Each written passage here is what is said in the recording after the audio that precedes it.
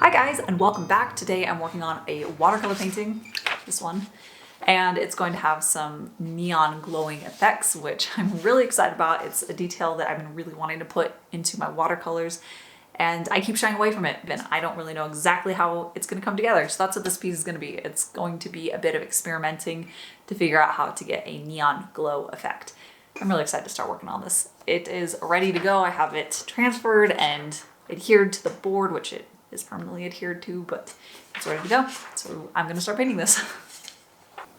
It's been a while since I've worked on a full illustration with my watercolors. I've done little ones here and there, but stepping away from it for so long, which really wasn't intentional, but doing that helps me to see all the things that I love about watercolors when I come back, which is helpful. It helps me remember that it's something that I want to continuously work on, and I want it to be part of my workflow forever. I love watercolors, and I really do not want to have these big gaps in between where I'm not working with them. They're something that I would love to start delving into more techniques and finding ways that I can just enhance the skills that I have and learn new skills. So working on this piece did help me think about some of the new things that I like to focus on, or things that I have been focusing on and I'd like to recommit to. So let's just talk about some of the exciting new things that I want to think about while I work on my watercolor paintings.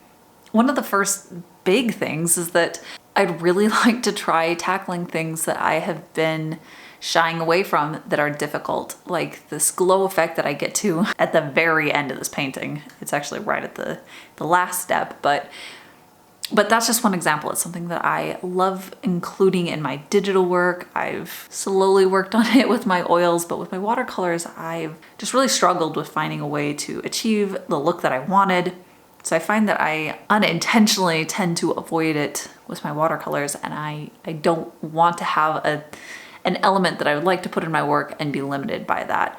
Of course, different mediums will be easier to achieve that look, so I can always pick and choose which is best, but I want to have the capability of creating a piece fully with my watercolors. And this painting is available as a print at my shop right now. I'm so excited to add another watercolor painting print over there. I loved working on this one. I love the final result. I'm really excited to offer this as a print. There is a link down in the description that'll take you right over to my shop if you're interested, if you'd like to get yourself a print. So the glow effect really is something that I think I'm gonna want to spend lots and lots of paintings on, really figuring it out, how I can get the most finessed effect and how I can have different effects. Like some I might want it to really look neon, and other elements I might want it to be more of a soft glow. I am excited. I'm excited to tackle the challenge of this thing that I love in art and I struggle with. So yeah, that's right there at the top of the list. And biting off this piece and having already finished it, I can say that I feel really satisfied that I did that. I'm not perfectly happy with it, but I am very happy with the fact that it is, that I made it and that I learned from it, and I do like it. I'm really happy with how the effect does look in this piece. So that gives me confidence in moving forward with things that are challenging, and I just need to remember to be kind to myself if something doesn't work, but not let that stop me from trying it in the first place. The next thing that I think is gonna be maybe the most difficult of all these things that I want to work on, something that I've been noticing that I do.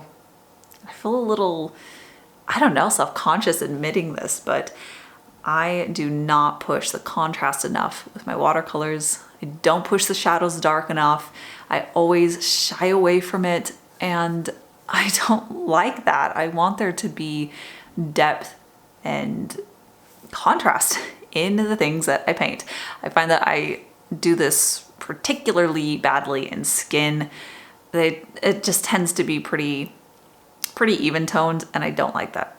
I don't know how many times I can say I don't like that. I don't like that I feel like I don't have a good handle on that. So that is something that I am ready to start figuring out. I think part of it also may be that I like painting with really relatively saturated colors for the shadows that they layer on top. But if I make that shadow too dark, but it's that saturated, it looks really saturated and ends up being like a very purple shadow instead of a purplish skin tone shadow. So I think there might need to be some tweaks on my approach for it, and that might be some of the sticker shock that I get when I apply a darker value to the shadow areas on skin, and then I'll immediately feel scared of it and then I'll dab it back up. So yeah, I need to tackle that issue that I have, but I think once I do, my pieces will hopefully be much more dynamic and interesting to look at, and hopefully I will have more enjoyable time working on it because it'll feel like there's more life to it and depth to everything. I'd like to open myself up to find more ways to use gouache with my watercolors.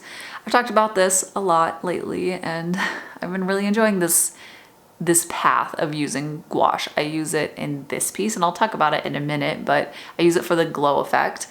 I also use it for my line art with watercolors, which I am in love with. I love that process. I definitely think that's my way for doing line work with watercolors. I was on this mission to find that technique that was perfect for a long time, years honestly. And I think that's it. The thing with gouache and line work is that I can go light, I can go dark, I can color match it exactly. It flows so nicely. It's just, I love it. I love the process. So I know that I love using gouache for the line work, but I'd love to find new ways to use it. So in this painting, I've got the glow effect, but there has got to be so many other ways that I can apply it to get some interesting effects.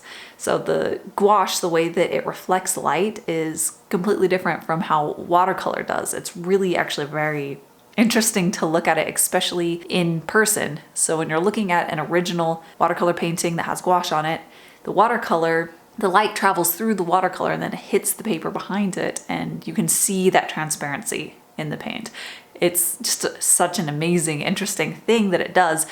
And the gouache is opaque or semi-opaque depending on how much you water it down, but it catches the light, so the light hits it and bounces right back. And it's just fascinating to see how the textures look so different, or can look very different. And I think that that's something that could be used to my advantage. I think that there are ways that I could utilize it so that certain components in a painting could reflect light differently and look more matte and solid, and then the things behind it could be more ethereal and transparent, and it would eat up the light a little bit. So I think there's a huge possibility of ways that I could include potentially more surreal elements, or not necessarily even that. Like, say if I wanted to paint a scene that had a forest in the background that would recede a bit and feel misty and soft, and then I could paint a crow on top of it with my gouache, and it would be far more solid and opaque. And I think that opens up a lot of interesting ways to use the different mediums that makes it really dynamic and interesting to plan out a painting. And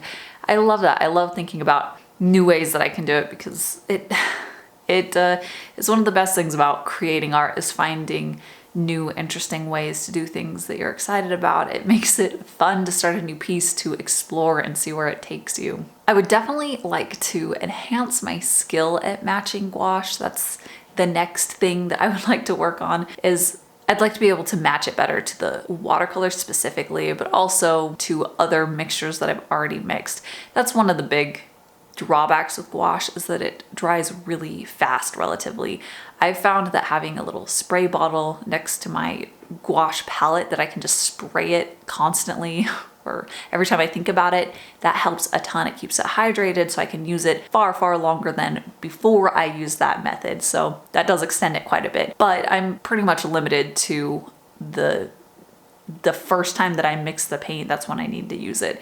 I can't come back to it at another time and use that paint, because it's going to be dry by then. I've tried storing it and it just never works. It does dry really fast. So I would like to be able to have a better understanding of mixing them, and also seeing how it dries and how that changes, because that's one of the hardest things about it, is that dried gouache does not look the same as wet gouache. It has a little bit of a different saturation, and the value changes too. So I need to be able to see those differences, so while I'm mixing the paint, I can adjust it better. And of course I can do a little swatch and let that dry and see how it compares. But yeah, that's kind of my goal for every medium, honestly, with my oils and probably with my watercolors too, is I'd love to color match better. One of the things though that I did learn about gouache that I'm so much happier with is I can thin it out a lot more than I thought I could when I first started using it. I found that layering thinner, more transparent washes that build up into the final outcome is so much smoother at the beginning. And now every once in a while when I forget to mix it correctly, I would get brush strokes within the gouache, and I hated that. It didn't match the texture of the watercolor in the smoothness, and that's what I wanted. I wanted to see a reflection of the paper texture coming through. That's a big thing that helps, is just mixing more water into it so that it has the right ratio, that it spreads thinly, and it's still opaque. Oftentimes it's more of like a semi-transparent, or semi-opaque, I guess you could say. But after even just 2 layers or 3, depending, I can get a nice solid opaque layer and it's smooth. It also helps a lot with the line work. The line work is just so much more enjoyable to spread onto the paper. It flows so much better when I have the right viscosity mixture of the paint with the water. So yeah, I learned that I can mix more water with it than I thought, and it's not going to break the paint apart, it's not going to split, and I can get effects that I'm much happier with, and I can build it up slower.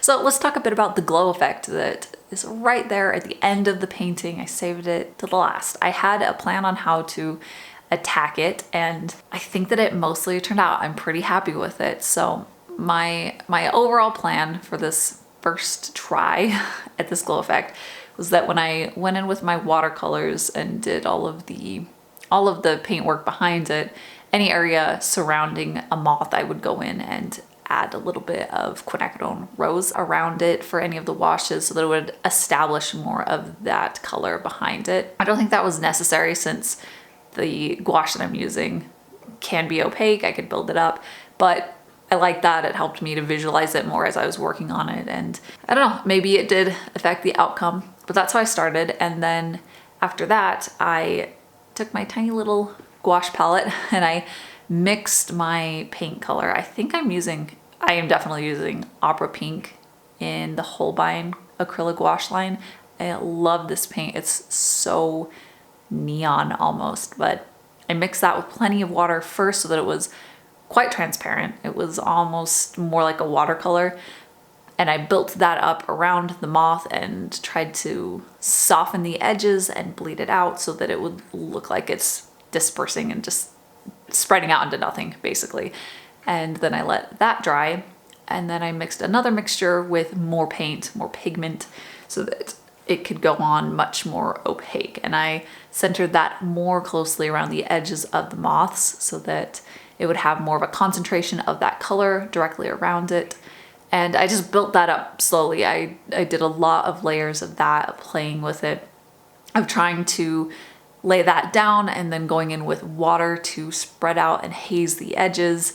And then there were layers where I went in and just added little dabbles, little dots so that it was a little bit more direct and opaque. But overall, I really enjoyed the process of painting it. That was one of the big things, is that it was really fun to watch it transform and to try out a few different ways of applying the paint and the water and seeing how it interacted. But in the end, the basic formula was that I had the more transparent layer first that spread out and disappeared mostly into the background, and then I had more opaque layers on top of it that concentrated the color around the moth. And then after I did that, I went back in with white gouache and painted where the moths were. Mostly I preserved the white, but the white of the paper that I use is actually not pure white. This paper is a little bit yellowy and a little bit darker. It's the Arches hot press paper that I'm using today. That helped a lot to make sure that the moth looked like it was glowing, it was bright, just adding that pop of white in the middle of the moth. And don't forget that Neon Memory is available at my shop right now. There's a link in the description that'll take you over there if you'd like to get a print for yourself. I loved painting this. I loved how it turned out. The version that's next to me is actually the print version. I realized after I finished painting it that I wish I had varied the color of the moth glow. I wish that I had made some of them a little bit bluer and purplier. So with the magic of editing, I made the print version match that vision a little bit better. So that's what they'll look like. And that link is in the description. It'll take you over there. So yeah, really happy with this one. I love painting it. But that is it for today. As always, I want to give a huge thank you to my patrons. Thank you guys so much for all of your support. You are the reason that I'm able to make any of these videos, so thank you. And that's it for today, so I'll see you guys next time.